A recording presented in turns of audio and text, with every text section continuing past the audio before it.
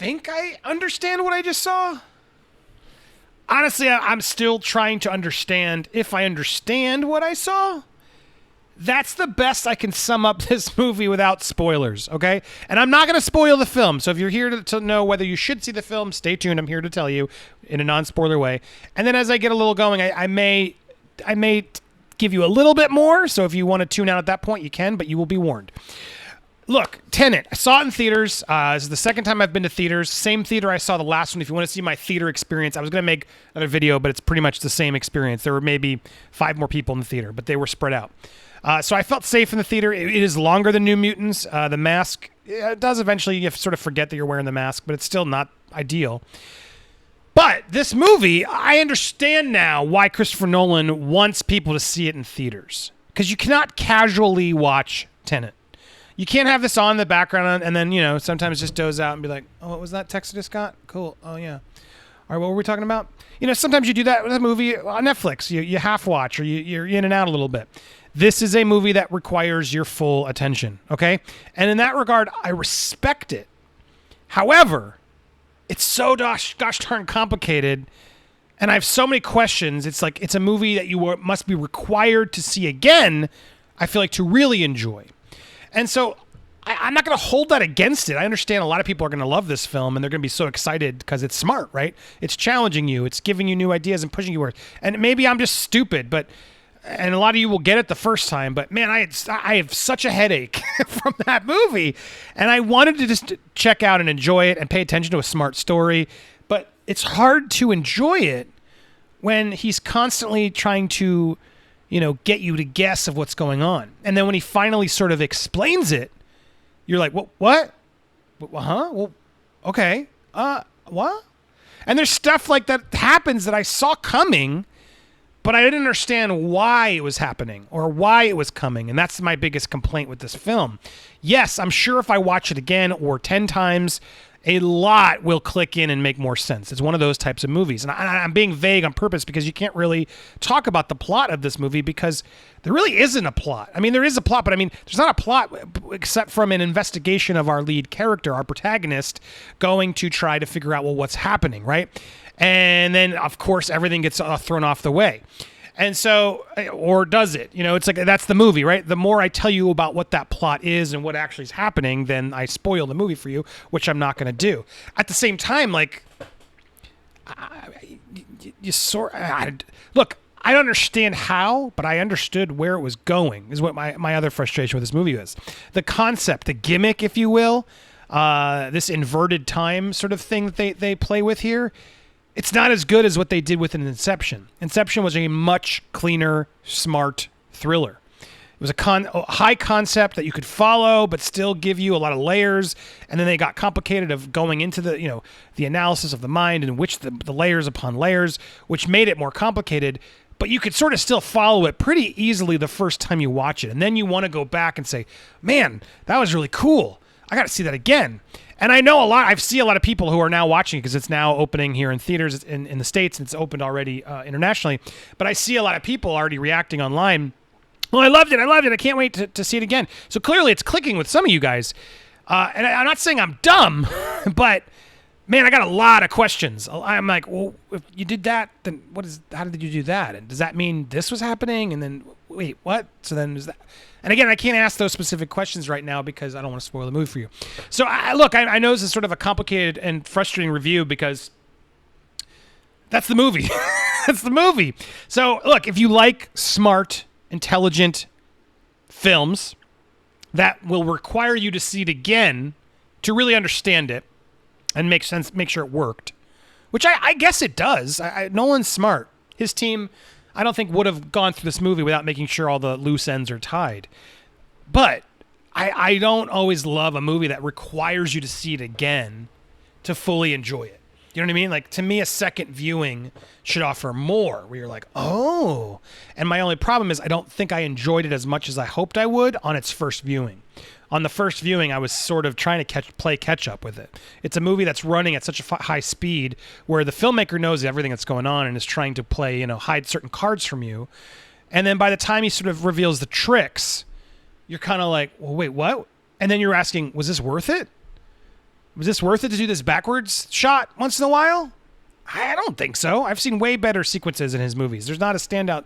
There's a couple cool fight sequences, and cinematography is great. There's some fun moments, but overall, I don't think the gimmick, at the end of the day, for me, was worth the movie.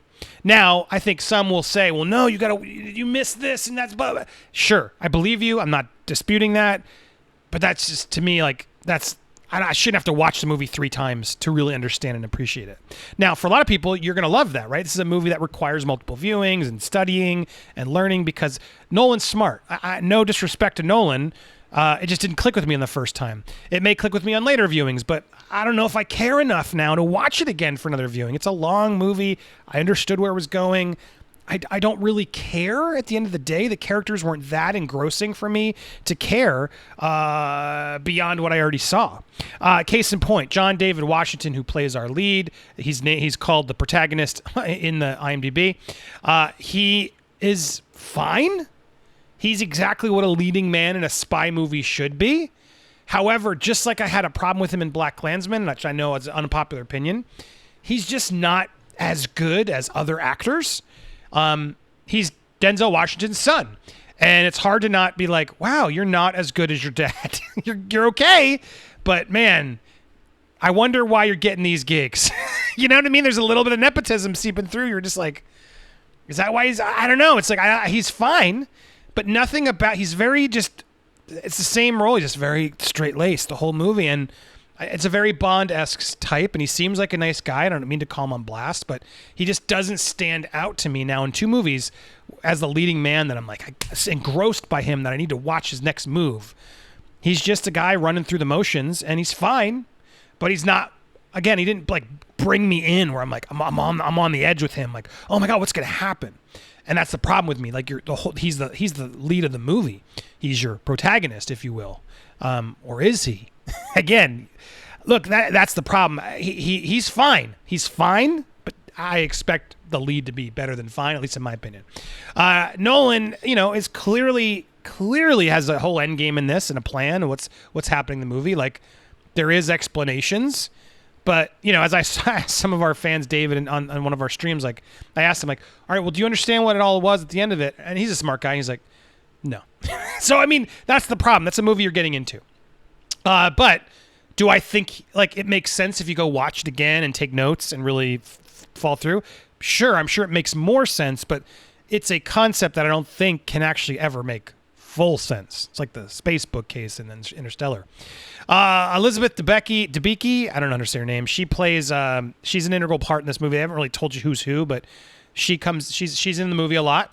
And Robert Pattinson gives a great performance, and I think he's a funner character. And I enjoyed him more. He stood out to me more than John David Washington did. And as his character progresses, I enjoyed it. And it gave me, I can see he's a good actor. He's having fun in this.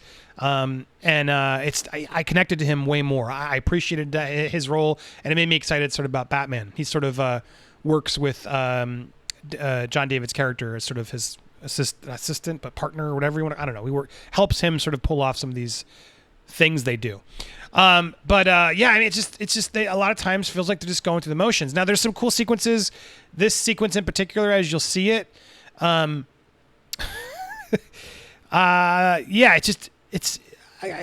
guys know it's like there's like this backwards trick in the movie, right? Is what it's sort of they do. And that there's a hallway scene where they sort of are fighting like that in a way. And it's cool, but then it's like not that cool. Because it's just like, it feels like old student films where you learn to like walk backwards and say the lines back. So there's like a little bit of that, but like on a much higher scale. We're like, oh, cool, the cars are doing it while the guys. So it's like, I don't know if the idea was so cool that it warranted the whole movie. I think it ultimately is a little full of itself. I try not to spoil it. I know it's hard for me. It's hard to talk about this without spoiling. And I said I was going to try and maybe spoil it, but I don't want to spoil it. Go enjoy it. Try and have it unfold. The film, it has a Michael Kane cameo, of course. He's always in these things. Kenneth Branagh is a character. And Aaron Taylor Johnson shows up at one point. I'm like, oh. And again, I have more frustrations with the movie that maybe we'll do in one of the live streams. Join us Thursday nights, Nerd Wars. Maybe this Thursday night we'll do a little bit more spoiler talk about Tenet as more of you get the opportunity to see it, because I would love to get more into it of like, is this a good movie? Like, is it really? Or are we just sort of desperate for these smarter action films that Nolan gets a pass pretty much every time he makes a movie? Because I'll be honest, it's like the Rotten Tomatoes, right? I'm not going to give this a rotten. It's not a rotten movie by any stretch of the imagination. But is this like a fresh, right? It's going to stay with me and be one that I want to go rewatch right away? No. Is it like a good, solid thriller with some cool ideas and original, like trying to do an original big budget adult drama thriller? Yes. And so in that regard, of course, I got to give it a positive review.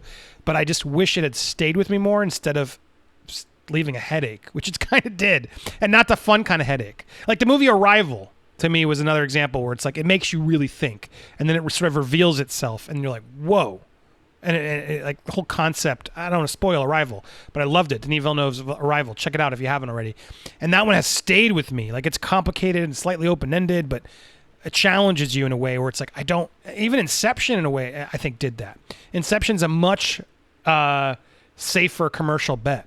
This one's not. They're hyping it as sort of an Inception, Nolan's action blockbuster, and it's got some cool action sequences. Don't get me wrong, but at the end of the day, it's way more like a way smarter James Bond is what it is, with a gimmick that I think a lot of audience members are going to be sort of confused as to what actually is happening. So that's my thoughts on Tenet. Again, positive. It's a positive. At the end of the day, I would give it a positive review, but it's out of all of Nolan's films, I'm going to need more time or another viewing if I'm ever inspired to watch it again to really understand if it levels up to a higher level on the list. But to me, that the Batman films, Inception, Prestige. Oh, Prestige is fantastic. Memento. All of those films would go higher. This would fall a line. Yeah, it's very similar to Interstellar in a way. It's like a more action-y Interstellar because it's going to make you think. So if you like that type of thing, go for it. Enjoy it. It's like James Bond. What if Interstellar was done as James Bond? There you go. If you're up for that, enjoy it. I'm excited to enjoy it. As for the theaters, again, be safe out there. Wear your masks. Be respectful and social distance. But yes, this is a movie that I think works in theaters because you can't half watch this movie. This movie's got a lot going on, and there's a lot of explaining at parts. And the sound mix is actually not terrible, I will say. There's a couple parts where it's hard to hear, but overall, I think it wasn't like as bad as some people are saying. I think you just people are getting bad theater experiences. Certain theaters just have it off. But yeah, there's a few moments, but overall, I would say not as bad as I expected. I could hear what I needed to hear, and then some of the scenes where I don't think you really need to hear, there's some stuff happening. But when you need to hear the explanations, it's not about the sound mix. It doesn't make it make sense. It's just what? So there you go. Tell me if you're going to see it down in the comments below, or have you already seen it? What did you think? Let's try to avoid too many spoilers down below, and tune in this Thursday for Nerd Wars, where 9 p.m. Eastern Standard Time, we will absolutely get into more of a in-depth conversation as part of the show. Did it suck? Was it amazing? Am I missing stuff? We'll get all deep into the spoilers, so check it out if you can. If you can't, we'll warn you. Don't worry. In the meanwhile, thanks so much for watching. Be sure to subscribe and check out all this other content here on Popcorn Planet.